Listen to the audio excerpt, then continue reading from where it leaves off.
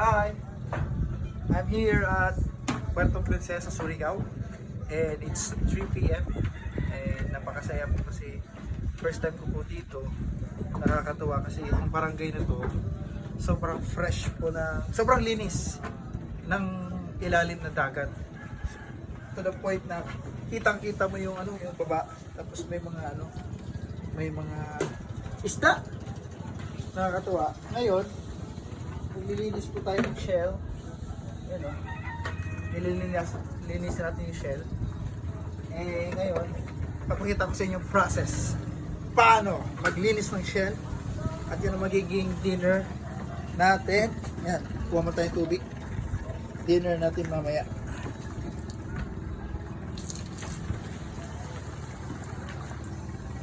Yun. Linisin natin ng shell.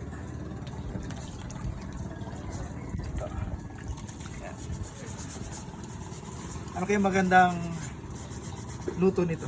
Sabaw.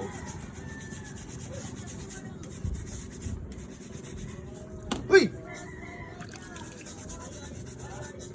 So actually, galing po to sa mga mangrove. Galing to sa mga mangrove. Tapos, ang ginawa namin, nilagay po namin dyan sa net. Sa net. Para hindi siya mamatay. Ngayon, it's time na lulutuin na namin siya. Yan. Pero syempre, para makita natin yung experience na to, maganda po kasi itong shell na to, pwedeng kainin ng hilaw. Kinilaw. So para kainin siya, iti-twist mo lang siya. Yan o. Twist mo lang. O, di ba ganito? Oh! Di ba? Wow, ang laki. Pwede mo siyang ihulog kasi kinakain pa yun ng mga isda. Ay, ang laki niyo. Isa daw itong magandang aphrodisiac. Aphrodisiac. So, yan. Kailangan tanggalin mo muna yung mga hibla na dumi niya. Mas safe na siyang kainin. Kakainin natin siya na yan. Yung mga hibla na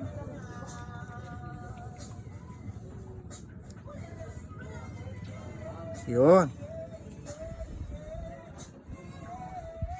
So, lagay natin dito.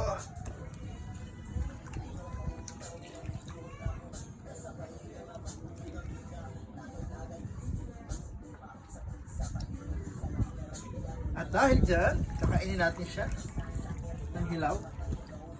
Ready tayo. Meron tayong sibuyas at lemon with sili. Diba? Woo! Shell. Fresh shell. Kinilaw.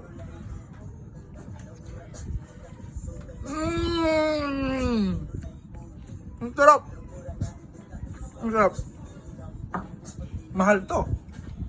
So, yung mga turista at mga politiko daw na pumupunta dito, ito yung nirequest nila, makainin nila pag pupunta sila dito. So, come here. Oh. This is our place in Surigao. Diba? Ang linis oh. Ang linis ng tubig.